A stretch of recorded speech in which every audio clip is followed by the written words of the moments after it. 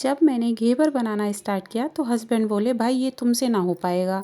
हमने कहा क्यों ना हो पाएगा, देखना मैं पहली बार में ही एकदम परफेक्ट जालीदार घेवर बना के दिखाऊंगी आपको। दोस्तों आप भी घेवर बनाना चाहते हैं तो मेरी वीडियो लास्ट तक आप ज़रूर देखिएगा। बहुत ही आसान तरीके से आप एकदम परफेक्ट हलवाई जैसा घेवर बनाना सीख जाओगे। सबसे पहले मैंने यहाँ पर घी को गर्म करके पिघला लिया था और घी हम लेंगे 3 चम्मच, यानी खाना खाने वाला 3 चम्मच घी लिया है। अब मैंने क्या किया, बर्फ़ लिया है। बर्फ़ से हम इस घी को अच्छे से मथेंगे। जैसे जैसे हम इसको मथेंगे तो ये हमारा एकदम मक्खन होता है ना, वाइट मक्खन, वैसा बन जाएगा। याद आया, वाइट मक्खन को हमारे यहाँ लौनी घी कहते हैं। आप मुझे बताइएगा कि आप इसको क्या कहते हैं। घी को अच्छे से मथ लेने के बाद इसमें थोड़ा सा पानी रह जाएगा तो इसमें से मैं पानी को निकाल दूंगी और 1-2 बूंद पानी में इसमें रखूंगी। अब हम इसे हाथ से अच्छे से फेंट लेंगे। जैसे जैसे हम हाथ से इसे फेंटते जाएंगे ये एकदम क्रीमी टेक्सचर में आ जाएगा, क्रीम जैसा हमें ये दिखने में लगेगा। अब इसके बाद क्या किया है, मैंने मैदा ली है। मैदा मैंने 1 कटोरी से थोड़ा कम ही लिया है। सारा मैदा हम इसमें एक बार में नहीं डालेंगे, थोड़ा थोड़ा करके डालेंगे। तो मैंने यहाँ पे थोड़ा सा मैदा डाला है और इस घी को मैदे के साथ मिक्स किया है। अब थोड़ा सा मैदा और डालेंगे, उसे मिक्स करेंगे और उसके बाद मैंने यहाँ पर 1 कप दूध लिया है। जितना मैंने मैदा लिया है उतना ही मैंने दूध लिया है और थोड़ा थोड़ा करके दूध को हम इस मैदा में डालते जाएंगे और इसे मिक्स करते जाएंगे।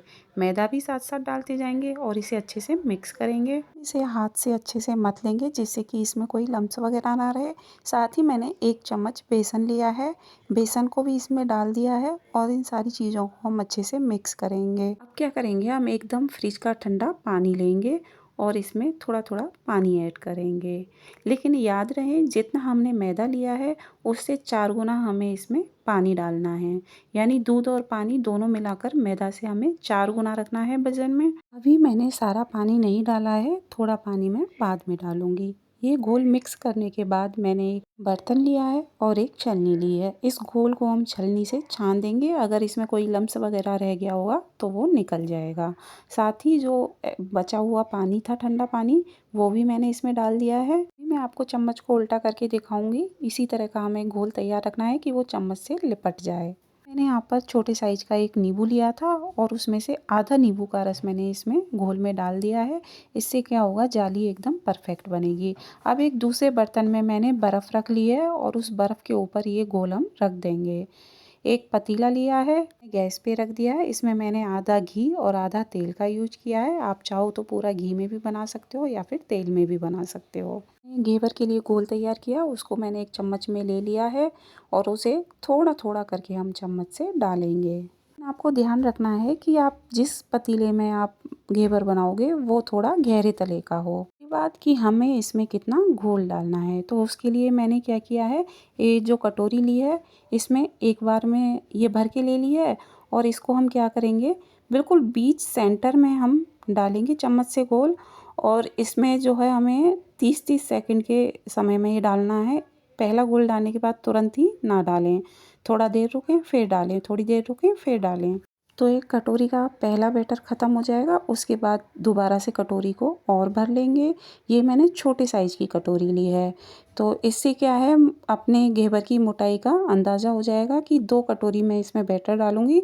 उसमें आप देखोगे कि घेवर ना ज़्यादा पतला बनेगा ना ही ज़्यादा मोटा बनेगा। वीडियो से भी आप देख रहे हैं ना कितनी अच्छी जाली आ रही है। मैंने जैसे आपको बताया आप वैसे ही बनाओगे तो एक बार में एकदम परफेक्ट घेवर बनेगा। अगर आप घोल को एकदम सेंटर में डालोगे ना तो आपको किसी चीज़ से बीच में होल करने की भी ज़रूरत नहीं पड़ेगी, इसमें स्वतः ही छेद हो जाएगा। आप यहाँ पर एक बात का और ध्यान रखिएगा कि गैस को हमें तेज़ ही रखना है। हम शुरुआत में भी ऑयल गरम करेंगे ना तो वो अच्छा खासा तेज़ गरम होना चाहिए। हाई फ्लेम पर ही ये सारे घेवर हम बना के तैयार करेंगे। आप देखेंगे कितनी बढ़िया जाली आ रही है घेवर में। रिक्वेस्ट है कि आप लास्ट तक मेरा वीडियो ज़रूर देखिएगा, नहीं तो आपसे कोई टिप्स एंड ट्रिक स्किप हो गई तो एकदम परफेक्ट घेवर नहीं बन पाएगा। और हमारा सिक चुका है तो क्या करेंगे, साइडों से जो है एक चाकू की हेल्प से इसे अलग करेंगे और सेंटर में जो होल दिख रहा है ना उसमें मैंने एक छोटी चम्मच से थोड़ा थोड़ा करके घी डाल रहे हैं। तो सोच रही थी पता नहीं कैसा बनेगा। आप देख रहे हो ना एकदम बढ़िया परफेक्ट जालीदार घेवर बन के तैयार हुआ है। अब इसे मैं क्या करूँगी, एक बेलन की मदद से इसे अलग निकाल लूँगी बर्तन में से। आप देखो इस तरह से आप इसे पकड़ोगे ना तो जो भी एक्स्ट्रा घी होगा वो सारा निकल जाएगा। और हम इसे एक जाली पर रखेंगे। जाली पर रखने से क्या होगा, जो भी इसका एक्स्ट्रा घी वगैरह होगा वो थोड़ी देर में ही जाली से उस थाली में निकल के अलग हो जाएगा। इसी तरह मैं दूसरे घेवर को भी बना रही हूँ।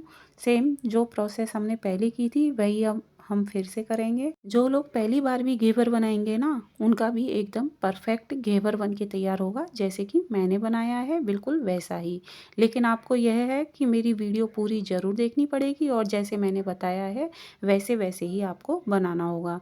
देखो साइडों में कितनी अच्छी जाली आई है ना, और एकदम परफेक्ट सिका भी एकदम परफेक्ट है। कलर कितना ही अच्छा आया है आप देखिए। मैंने घोल तैयार किया था, बहुत ही थोड़ा घोल तैयार किया था और उससे मैंने ये 3 घेवर बनाए हैं।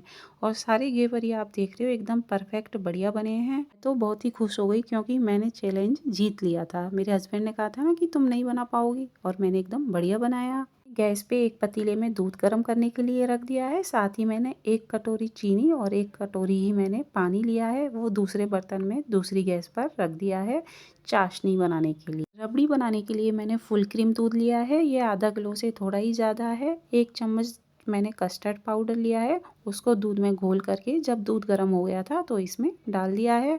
और मैंने यहाँ पर आधा कटोरी चीनी डाली है क्योंकि रबड़ी में मीठा थोड़ा कम ही चाहिए और वैसे भी हम घेवर पे चाशनी भी लगाएंगे। तो थोड़ी देर में हमारी बढ़िया सी रबड़ी बनके तैयार हो गई, लेकिन इसे हम लगातार चलाते रहेंगे। मैंने साइड में रख दिया है इसे ठंडा होने के लिए। अब घेवर पे हम चाशनी चढ़ाएंगे। तो मम्मी तो कहती थी घेवर पागना, यानी कि घेवर पे जब मीठी चाशनी लगाती थी ना तो वो कहती थी पागना। यहाँ भी ऐसा ही कहते हैं घेवर पागना। तो एक एक करके मैंने सारे घेवरों पे चाशनी चढ़ा ली है और जाली के ऊपर रख के ही चाशनी चढ़ाएंगे तो जो एक्स्ट्रा चाशनी होगी वो नीचे जाली से दूसरे बर्तन में गिर जाएगी। हम एक जाली पे रख के चाशनी नहीं चढ़ाएंगे तो ये घेवर थोड़े सॉफ्ट हो जाएंगे। रबड़ी को मैंने फ्रिज में रख के अच्छा सा ठंडा कर लिया था। अब घेवर के ऊपर हम ये सारी रबड़ी अच्छे से लगा देंगे। रबड़ी लगाने के बाद मैंने यहाँ पर कुछ बादाम लिए हैं, उनको बारीक कट कर लिया है। कुछ टूटी फ्रूटी लिए हैं और कुछ मैंने रोज़ पीटल लिए हैं। उनसे हम इसके ऊपर घेवरों के ऊपर गार्निशिंग कर देंगे। ये घेवर आप देख रहे हो कितने ही बढ़िया लग रहे हैं दिखने में, और खाने में तो उतने उससे भी ज़्यादा लजीज हैं। सभी से मेरी एक रिक्वेस्ट है कि आपने अगर मेरे चैनल को सब्सक्राइब नहीं किया है तो आप मेरे चैनल को सब्सक्राइब करें, वीडियो को लाइक करें, शेयर करें और अपने कमेंट करें। और आप मुझे बताएं कि आपको मेरी ये रेसिपी कैसी लगी। हाँ, आपको जब भी घेवर खाने हो आप तभी चाशनी चढ़ाएं और तभी उसके ऊपर रबड़ी लगा के खाएंगे तो आपको घेवर एकदम करारे लगेंगे। अदरवाइज़ पहले से ही रबड़ी और चाशनी लगा के रख देते ना तो वो थोड़े सॉफ्ट हो जाते हैं। साइडों से भी देखिए आप एकदम परफेक्ट जाली आई है। सावन आए और बिना घेवर बनाए निकल जाए ऐसा तो हो ही नहीं सकता। सावन के लिए घेवर बन के तैयार हैं। मैं तो अब तक 3-4 बार ये घेवर बना चुकी हूँ और आप भी ज़रूर बनाइएगा, खाइएगा। सबको सावन की बहुत बहुत शुभकामनाएं।